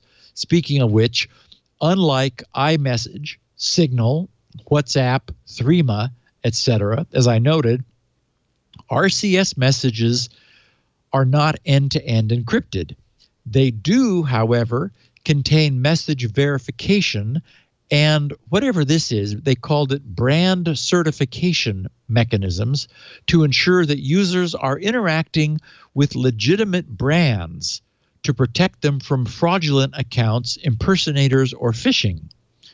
Also in RCS's favor is that whereas SMS communicates over the SMPP protocol using, as I mentioned, the insecure SS7 switching system, all RCS traffic between the device and the network can be protected using SIP over TLS encryption. So we will get endpoint authentication and communications privacy through encryption. The news reporting on this notes that the CCMI project has not yet fully developed its RCS-based messaging standard. Whereupon reading that, I thought, really? After more than a decade? Okay. So it's not yet clear at this moment if the major U.S. carriers will implement protections for their users' privacy from government surveillance. But I'm sure that many of us would be willing to take the bet that that won't happen at this late stage, where the government's campaign against the absolute privacy within its borders is so strong at this point. There's just no way that cellular carriers are going to be able to stand up to the U.S. federal government and themselves incorporate secure end-to-end encryption if we would even believe they had the ability really to do so. I mean, we know that Google can. We know that systems like iMessage and Signal and WhatsApp can, because they've been developed by serious security research and cryptography work. There's no sign that AT&T and their ilk have any similar interest in doing that. So I don't think we're looking at secure end-to-end encryption for the feature phone market from this. However, the announcement does say that it will, quote, enable an enhanced experience to privately send individual or group chats across carriers with high-quality pictures and videos. So it's not clear what enable an enhanced experience means.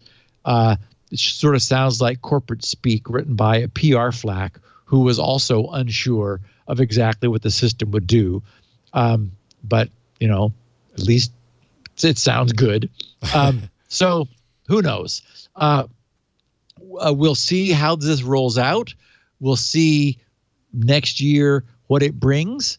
What I think it means is that for the non-smartphone market, the lowest common denominator, which is already being used in feature phones, which is text, that's going to get a big boost. So that's probably a good thing. I don't think it'll have any impact on the higher end smartphone market where users who can have encryption and want encryption already have it. And we already have all of those other features, group chat and high resolution photos and videos and FaceTime and everything. So it's like, okay, still, it's useful. At some point, we're still using SMS for delivering one-time passwords, right? I mean, we're trying to move away from that. It's still being done. So switching that to encrypted, authenticated SMS messaging or SMS equivalent messaging, well, that would be a good thing. It would marginally increase the security. Still not a good solution because you still have all the SIM swapping problems and all of that. But bringing up the lowest common denominator certainly makes some sense. So if it happens, we'll get that. One bit of squirrel news and 2 bits of miscellany. I learned this past week that there is a site called squirrelfor.net, SQRLFOR.net, as in squirrel for .net. And the site says Squirrel for Net is middleware for implementing Squirrel in your ASP.NET Core solution. It offers a fully protocol-compliant server-side solution with a high degree of customization. Our goal is to enable any and all ASP.NET Core sites to enable Squirrel login for their visitors. So, in other words, yet another server-side package for Squirrel. And this actually, first of all, I was delighted to learn of this work, and it does further demonstrate one of the aspects of Squirrel that I've argued would really help its adoption, which is it is just not very difficult to bring up Squirrel support on the server side. That is arguably the large body of complexity exists in Squirrel clients, but we only need a few of those. We need a good one for iOS, and we have one. We need a good one for Android, and we have one. We need a good one as a browser extension, and we have one. There is work on a native Linux client underway. The point is that once we've got the few clients that we need covered, then then that handles the client side. And the fact that it is relatively low effort comparatively to implement Squirrel on the server suggests that adoption is going to be much easier. And it's toolkits like this that reduce it to being a slam dunk. For example, there's a plugin for WordPress, which means that more than half the sites on the net that are WordPress based can add Squirrel with a single click over at wordpress.org. So anyway, there's lots of ongoing news. And so I just wanted to keep our listeners in the loop with what's happening over there.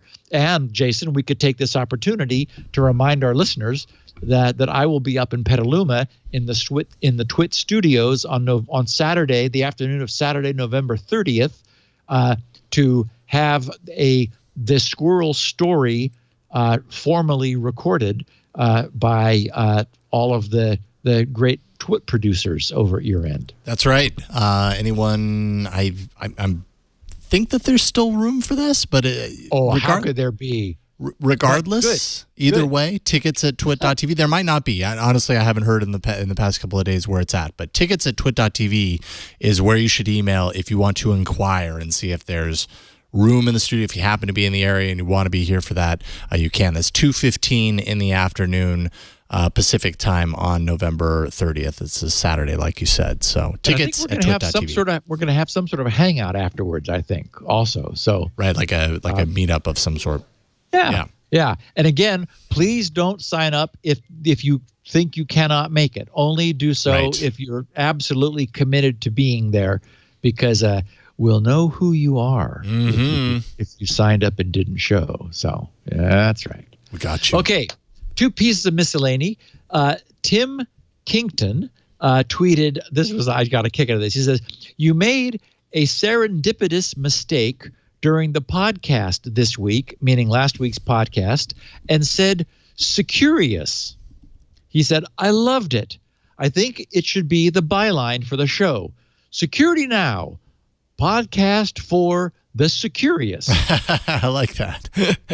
So, yeah, I think that's pretty good. Yep. Thank you for catching that. Has a nice ring to it. That could be on a T-shirt. I kind of remembered that slip of the tongue. Security Now, the podcast for the Securious.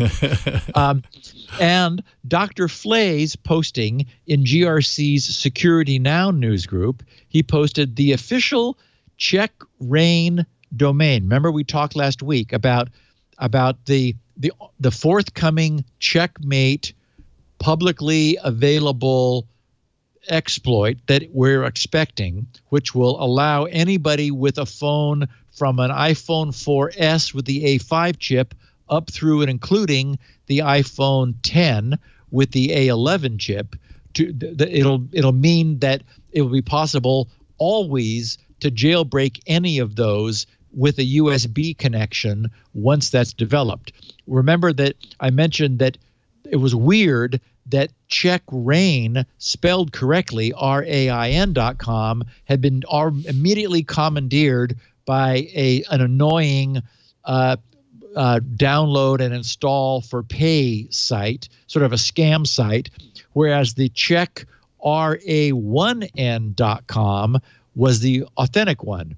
Anyway, Dr. Flay noted that now Check RA1N.com have wisely registered.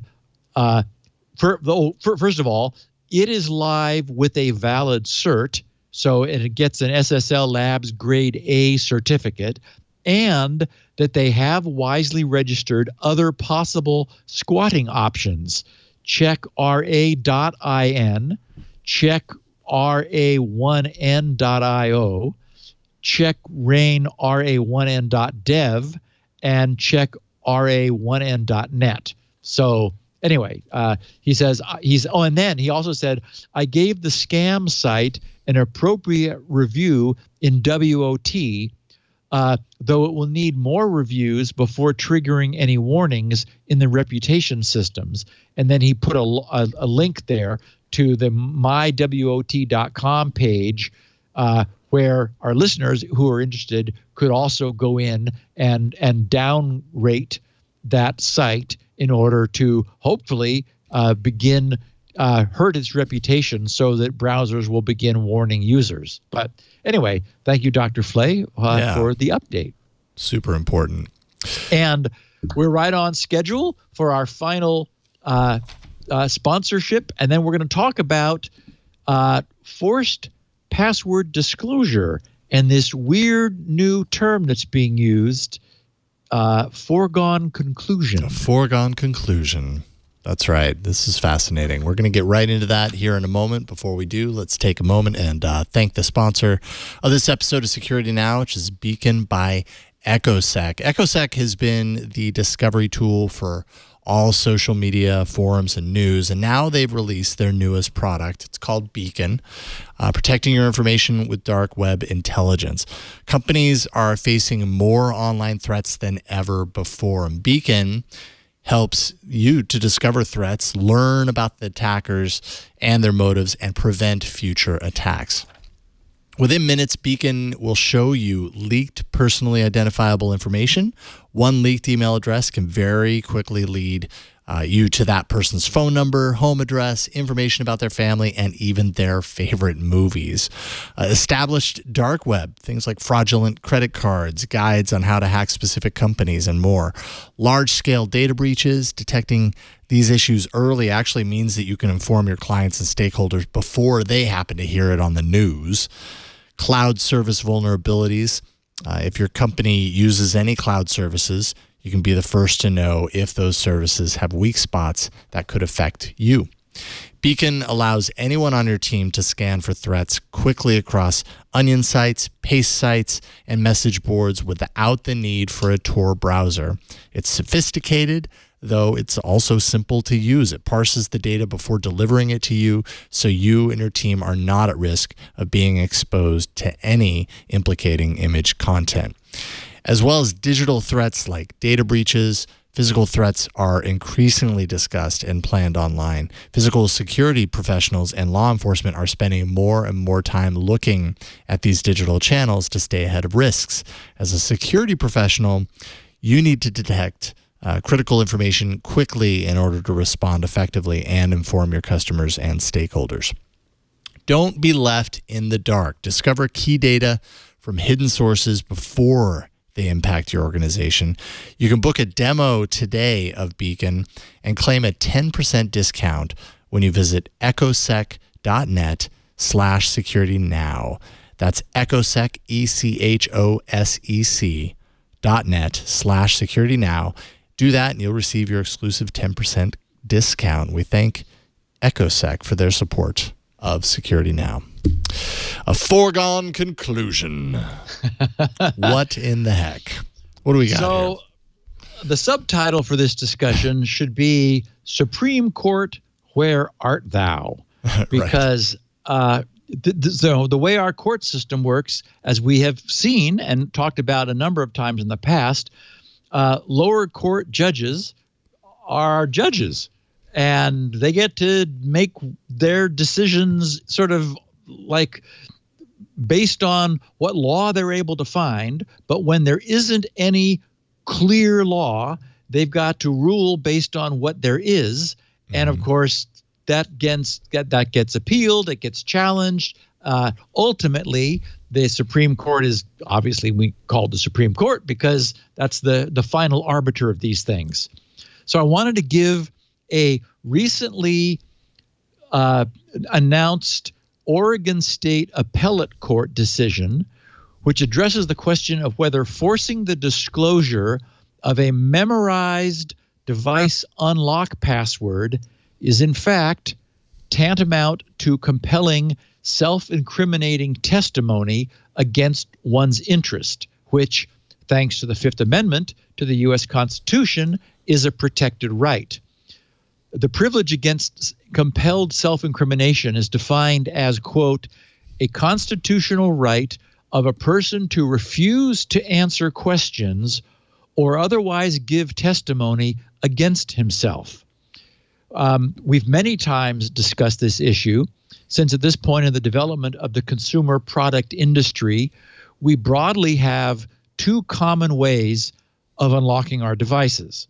As we discussed last week, biometrics, something you are, whether your face or your thumbprint or your knuckle print or whatever, and the more traditional password, a passcode or a swipe sequence all of which can be lumped under a secret, considered to be a secret, which is something you know.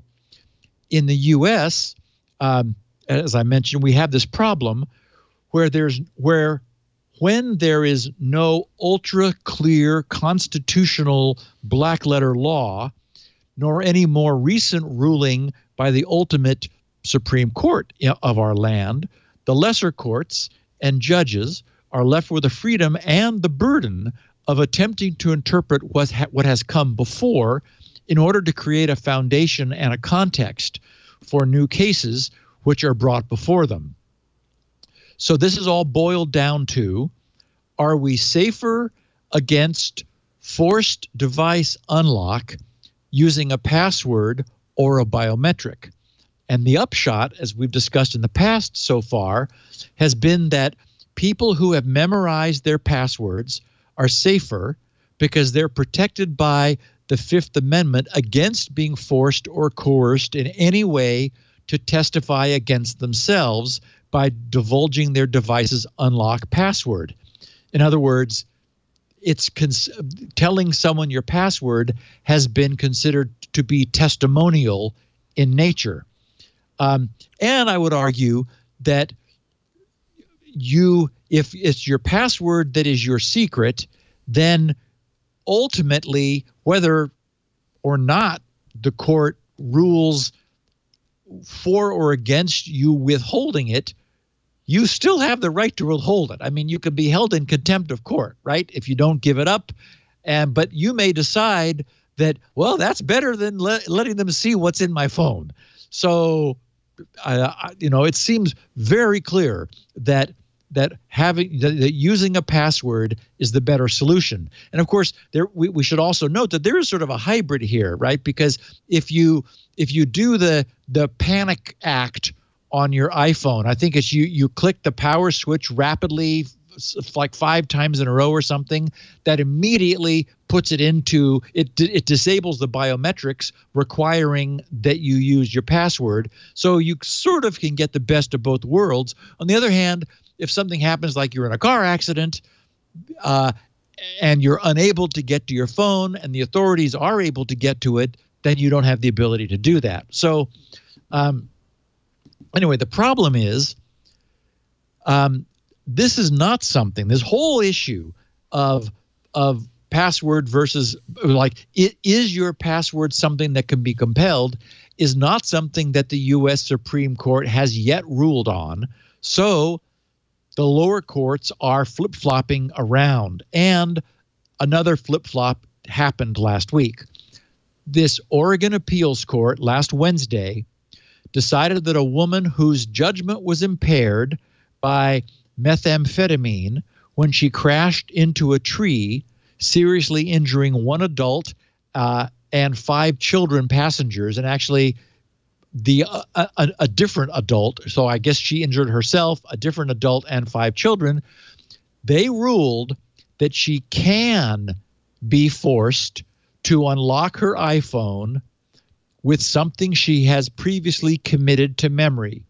The appellate court's decision states that in their opinion, which is their ruling on the matter, it is not a violation of her Fifth Amendment rights against self-incrimination because the fact that she knows her phone's passcode is a foregone conclusion. So that's interesting and new. This was a 27-year-old woman who crashed her car into a tree in Salem, Oregon, injuring herself, her friend, and 5 children in the back seat. She did not want to give police any help in building a criminal case against her. They wanted to search the contents of an iPhone they found in, her name is Catrice Pittman, so found in Catrice Pittman's purse. But she never confirmed whether it was hers and wasn't offering her passcode. Her defense attorney argued that forcing her to do so would violate her rights against self-incrimination under the Fifth Amendment of the U.S. Constitution and Article 1, Section 12 of the Oregon State Constitution. But a Marion County judge sided with police and prosecutors, and this was a clever prosecutor who came up with this, and ordered Pittman to enter her passcode. The ruling was appealed. Then, Wednesday, the Oregon Court of Appeals agreed with that ruling in a first-of-its-kind opinion for an appeals court in Oregon and apparently anywhere. The ruling will likely make it easier moving forward for Oregon police to compel access to the contents of suspects' cell phones and all of the massive amount of personal information they contain, photos, videos, past internet searches they've conducted, text messages, phone contact lists of everything they have been in contact with and when, and so forth. So the deputy public defender who represented Pittman on the appeal, an attorney named Sarah Laidlaw, she said, the upshot of this case is when police have a warrant to get information off a cell phone and the government knows the phone is yours and you have the passcode, then the court can compel you to enter the passcode. Ryan Scott, a criminal defense attorney in Portland who's not associated with this case but closely follows appeals cases, said the ruling is an example of a continuing erosion of rights. Ryan said, quote, "Our rights are a little less than they were yesterday, but for those of us following this area of law, it's not a surprise." He said that federal law has been leaning in this direction for the past few years. Scott said the ruling won't affect many Oregon defendants whose phones are seized by police because police already have technology that allows them to crack into most of those phones. But sometimes, as apparently in Pittman's phone, police cannot get in. Scott said that the latest iPhones, more than other phones, have proven the most difficult. Scott volunteered that, from his experience, for people who want their information private, he would recommend getting an iPhone. And he added that, quote, "Apple is not paying me to say that," unquote. And of course, we know for many reasons that Apple, puts a premium on trying to keep that stuff private. For sure. Pittman had argued through her attorneys that punching in her passcode would amount to testifying against herself because doing so would effectively admit that the iPhone was hers and that she knew the passcode. But the Court of Appeals ruled that because police already had good reason to believe the phone was hers, given its location in her purse, the fact that she knew here's sort of the crux of this, the fact that she knew its passcode was already a foregone conclusion. In other words, she could be compelled to cooperate as an exception to her constitutional rights. In doing some digging around, additionally, I saw that this odd-seeming foregone conclusion standard has been coming up a lot recently in these compelled unlocking cases. It allows prosecutors to bypass Fifth Amendment protections if the government can show that it knows that I'm having a I got too many that's that it knows that the defendant knows the passcode to unlock a device. And if I ever needed another reason to be a coder rather than an attorney, this is it, since this makes my head hurt. But the reason we need the Supreme Court is that, as we've covered in the past, not all courts, nor even all appellate courts, have ruled in the same direction on this decision. So, we need someone to make this final. Of course, we talked about this before.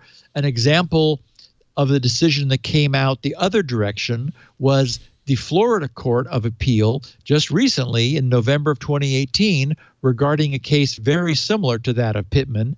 It involved an intoxicated minor who crashed his car, leading to the injury or the death of some passengers, then refused to unlock his phone for police. In Florida, the court refused a request from police that they be allowed to compel this underage driver to provide the passcode for his iPhone because of the contents of his mind argument that invoked the Fifth Amendment. But the Florida court even went beyond that, saying that whereas the government in the past has only had to show that the defendant knows their passcode, with the evolution of encryption, the government needed to show that it also knew that specific evidence needed to prosecute the case was on the device. And in fact, we talked about this aspect of that at the time. Not just that there was a reasonable certainty the device could be unlocked by the person targeted by the other, which is to say they had to demonstrate they had some cause for knowing that there was evidence there. If prosecutors already knew what was on the phone and that it was the evidence needed to prosecute the case, they didn't prove it. The Florida court said at the time, from the order to quash the passcode request, the court wrote, because the state did not show with any particularity knowledge of the evidence within the phone, the trial court could not find that the contents of the phone were already known to the state and thus within the foregone conclusion exception. So here again, I mean, this invoked the foregone conclusion and said, okay, we know about that, but you can't show us that you have reason to know what it is that you expect to find. So no. Like I said, this is a mess. Oregon found differently, even looking at this prior Florida case law. The appellate court and the lower court both ruled that foregone conclusion applied. So this is going to go back and forth until eventually one of these things makes its way to the Supreme Court and we get someone to decide for us one way or the other. As I said, it looks to me like if somebody were really concerned about this, then using a passcode is the right way to be safe in situations like this rather than the convenience of a biometric. And as we also talked about last week, it's not clear to me that a biometric provides and affords the degree of protection that we hope it does, but it certainly is easier to use. How in that situation, you've got a phone, you've got a PIN on it, and say you are in the position to say I don't remember my PIN. I mean, most of us would probably say that we know the PIN on our phone, but it's not impossible for someone to not remember their PIN. Maybe That's it's true. super long, and in that moment they don't. So then, in the case of this foregone conclusion, like, what then? Because you legitimately can't remember, you're Yes. prosecuted against? Yes, so that's when they hold you in contempt and they put you in a cell and give you some time to try to remember it. Go ahead. Think about it real hard. So, we will, you're not going to like the food. Right. You're probably not going to want to stay here for long. So just do try to rack your brain. Yeah. Isn't it convenient that after all this, you finally remembered? Yes. Yeah. And so let's see, with a PIN, if you I forgot how this works. If you don't guess correctly, then you have to power cycle the phone to try again. I mean, it depends on the phone. It can't lock you out forever, right? I think it depends on the phone. If I remember the iPhone, now I've never been like a long-term iPhone user, but if I remember on the iPhone, if you enter your PIN enough wrong times, every time you do it, it adds more time. And I mean, that could get so long that you just, it could be months. Yeah, I think something bad happens if you exceed some number of guesses. Right. I know it does. At a certain point, it could erase all data. Retcon is saying in the chat. That's what it is. Yes. It doesn't evaporate or teleport from your hand, but that's what it does. It does the full erase of the phone to protect itself from. And actually, these days, since there's an on-the-fly cipher, an AES 256 cipher, always in line between the iPhone's drive and the phone.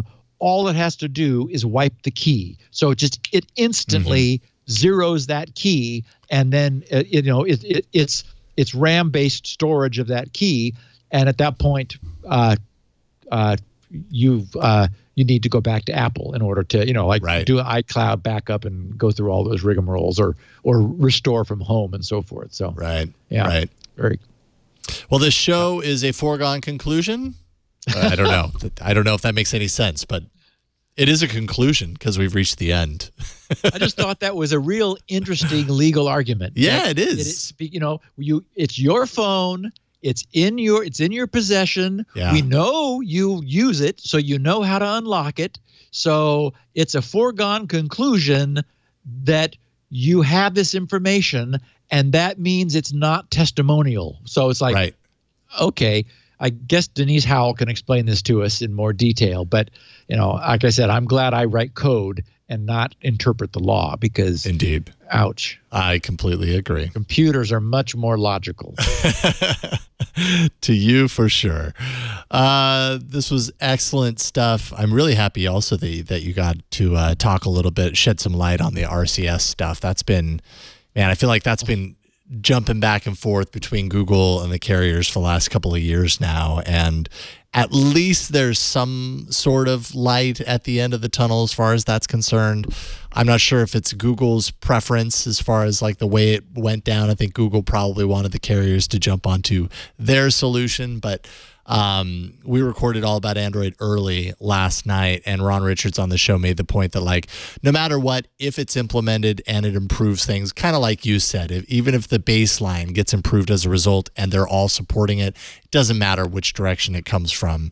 Anything's probably better than SMS at this point. And so does Google have a native end-to-end encrypted messaging, or is it always an add-on?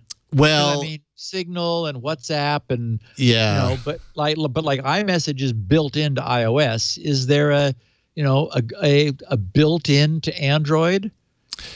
I guess really it would have to be Android centric, right? So you wouldn't be able to send an iMessage. I mean, you wouldn't be able to send an SMS to somebody over on Apple World. Yeah, I mean, Google Hangouts was their messaging app for quite a long time. And it does have encrypted conversations. It doesn't use, I don't know enough about how it handles the encryption on Hangouts to know. So it's sort of, for example, it's not wrapped in Signal or one of the mainstream strong encryption. No. It's not. End-to-end encryption system. And Google's been moving to push Hangouts out the door, basically replacing it with Android messages, with RCS. So I would say the answer is no. Like, if you really want, truly encrypted messaging, you're not looking at Google for that right now. Yeah. Or you add another, your own layer. Sure. But Google isn't really putting out a solution right now that appeals to that market. Right. So they've honestly, Google has just dropped the ball repeatedly as far as messaging is concerned, and it's exhausting. As an Android user, it's really exhausting. You want something that works, and I've just gotten used to using like 10 different messaging apps for different reasons with different people, and oh goodness. So it's like wait a minute. She has this one and he has that one. Right. So you. Totally. And strangely, like, it makes sense. Like, I've done it long enough now that I know who's where and all that stuff, but it shouldn't have to be that complicated. And on iOS, it's not. And so that's what's really frustrating. But anyways. All right. Well, we have reached the end of this episode of Security Now. And Steve, awesome stuff as always. Anyone who wants to check in on what Steve is up to, and inform yourself on everything, Steve Gibson, go to grc.com. You're going to find everything you expect to find there. You're going to find SpinRite. You're going to find information about Squirrel. Audio and video of this show is also there, as well as that's the only place you can find transcripts of the show. So if you want to find a transcript, just go to grc.com. And our website that you're seeing right now is twit.tv/SN. There you can also find all the audio and video, all the subscription links. If you want to watch on YouTube or you want to subscribe through Apple Podcasts, Google Podcasts, all the major ones are there, and you can just link right to it, or just watch them in the page. That works as well. But we always recommend that you subscribe so that you don't have to think about it. It just delivers to you like the podcast magic that it is. If you want to watch us record this live each and every week, it's Tuesdays, 1:30 p.m. Pacific, 4:30 p.m. Eastern, 20:30 UTC. I'm sure that's changing any time now. I know the times are about to change here. And that's twit.tv/live. And when you do that, you can be a part of the chat room and chat about all these topics while Steve is talking about them. So, Steve, great job today. Thank you so much. And we will see you next week on another episode. We will see you next week. That's right. And the week after. So that's right. 2 more weeks, Steve. Thank you, Jason. It was a pleasure. Thank you. Right on. We'll talk to you next week on Security Now. Bye, Steve. Bye. Security.